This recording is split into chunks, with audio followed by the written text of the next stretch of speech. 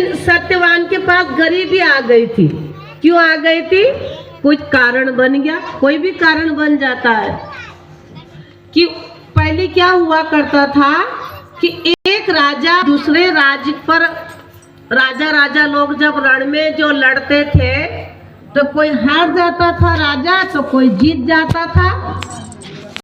तो जो हार जाता था उसका राज दूसरा राजा हड़प ले लिया करता था। प्राचीन समय की बात है। तब सावित्री का ससुर बहुत बड़ा राजा था, लेकिन वो रण में हार गया था, तो दूसरे राज्य का राजा ने उसका राज हड़प लिया था। तो उसको बड़ा टेंशन हो गया। मान लिए जाए कोई हमारा घर हड़प ले, कोई हमारी खेती बाड़ी हड़प ले, छीन ले, तो हमारा जीवन में क्या बीतता है। तो वो तो राजा था ना, राजा का राज छीन लिया गया।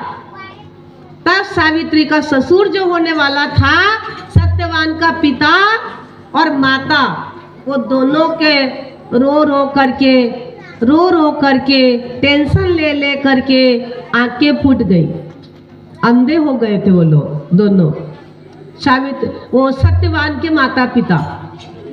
और सावित्री का रिश्ता उसी सत्यवान के साथ जुड़ना था। और ये थी राजकुमारी, वो भी राजा का पुत्र था, पर वो गरीब बन गया था बाद में। तब सती सावित्री घोड़सवार होकर के निकल पड़ती है। तो घोड़ा दौड़ता जा रहा था, कितना दूर तक सावित्री घोड़ा घुड़सवार होकर के चली जा रही थी। कितने सारे गांव आते थे, रोड पे घोड़ा दौड़ता जा रहा था।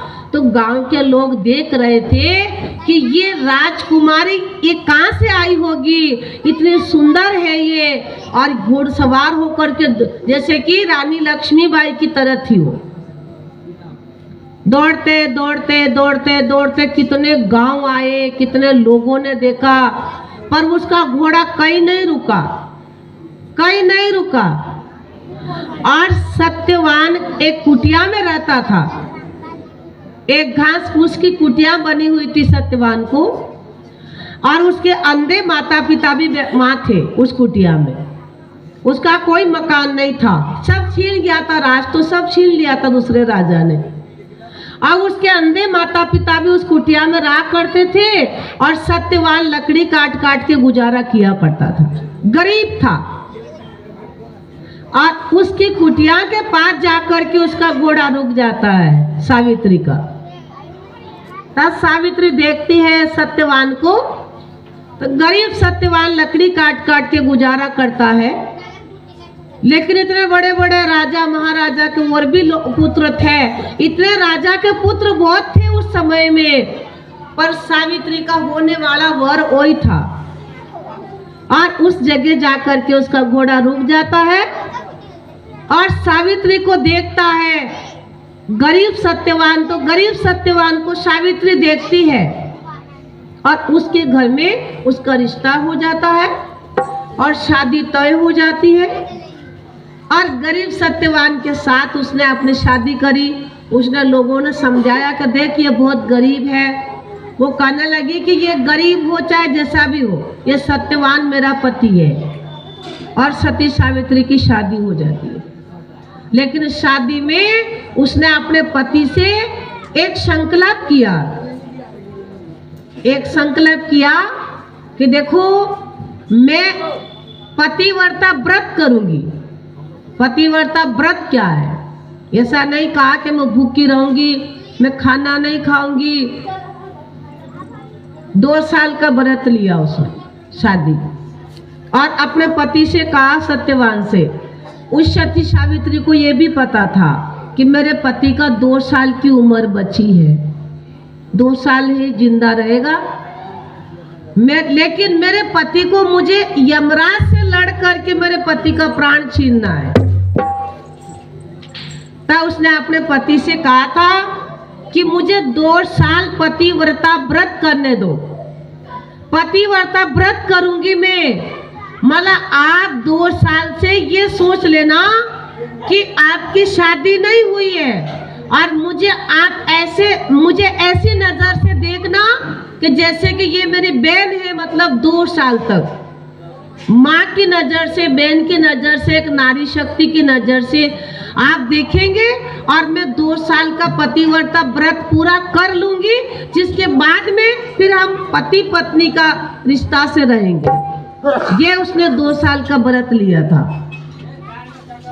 उसको पता था, और वो सुमरन ध्यान करती थी, और गरीब सत्यवान लकड़ी काट काट के गुजारा करता था, और अंधे सास ससुर की वो सेवा करती थी। और लास्ट दिन जब 2 साल के बाद यमराज उसके पति को लेने आ रहे थे, उसी दिन 2 साल पूरा हो जाता है, और उसको लेने आ रहे थे, उसी दिन सावित्री कहने लगी कि आज तो मैं भी चलूंगी आपके साथ लकड़ी के लिए। तब गरीब सत्यवान समझाता है कि देखो सावित्री, आप राजकुमारी हो, तो वो बोले कि आप भी तो राजकुमार हो, लेकिन आप में गरीबी आ गई तो उसका मतलब क्या है? तो वो कहने लगा कि जब हम आदमी है, जेंट्स लोग हैं, तो हम तो लकड़ी भी कर ले रहे हैं, हम तो मजदूरी भी कर लेंगे, पर तू तो अंदर रह, तू तो एक औरत जाती है, और तू घर में ही रहो, पर्दा में रहो। वो कहने लगी कि आज मैं आपकी बात नहीं मानूंगी, मैं आपके साथ चलूंगी। उसको पता था कि आज यमराज आने वाला है, और मैं मेरा पति को दूंगी नहीं यमराज को, क्योंकि मैं 2 साल पतिव्रता व्रत मैंने इसलिए किया कि मुझे सत्य की लड़ाई लड़ना होगा आज। तब जो है साथ में गई, नहीं मानी वो। सास ससुर ने समझाया कि बेटा तू मत जा, हमारे को पानी कौन पिलाएगा, तो पानी भर के रख दूंगी आपके पास में, आपको रोटी खिला दूंगी, पर शाम को वापस आ जाऊंगी, पर मैं जाऊंगी आज पति के साथ। और उसी दिन वो लकड़ी काटने गया, तो वो भी साथ में गई। वो कहती है कि तुम लकड़ी ऊपर से काट के नीचे डालना, और मैं लकड़ी काट काट के गट्ठर बनाऊंगी, दोनों लकड़ी काटेंगे आज। ऐसे ही बोल दिया उसको। सत्यवान को नहीं पता था कि मुझे यमराज ले जाएगा, उसको पता था, पत्नी को पता था। और जैसे वो लकड़ी के लिए चढ़ा ऊपर, और वैसे ही यमराज आ गए, टाइम हो गया उनका, तो पेड़ की आवाज आती है भड़ड़ भड़ड़ करके, और बड़े बड़े यमराज आ गए।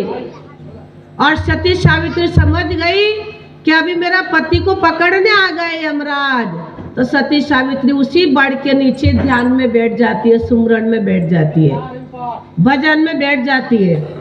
और ऐसे सुमरन में बैठ गई वो कि अपनी आत्मा से परमात्मा का मिलन होने लगा, उनकी सुरती चढ़ जाती है, और वो अपने अंतःकरण के अंदर, अपने हृदय के अंदर प्रभु का दर्शन करती है। और उसी समय वो यमराज को देखती है। यमराज ऊपर चढ़ जाते हैं, और उसके पति का गला पकड़ने के लिए जाने लगते हैं। तब तक सती सावित्री भी पहुंच जाती है। सती सावित्री का शरीर तो शून्य हो गया था, ऐसा नहीं कि वो शरीर से उसको लड़ने गई, अपनी आत्मा से लड़ी वो, आत्मा से। यही तो आत्मा का ज्ञान आज गुरु महाराज जी दे रहे हैं। आज हम क्या सोचते हैं कि महाराज जी तो तंत्र मंत्र दे रहे होंगे, कुछ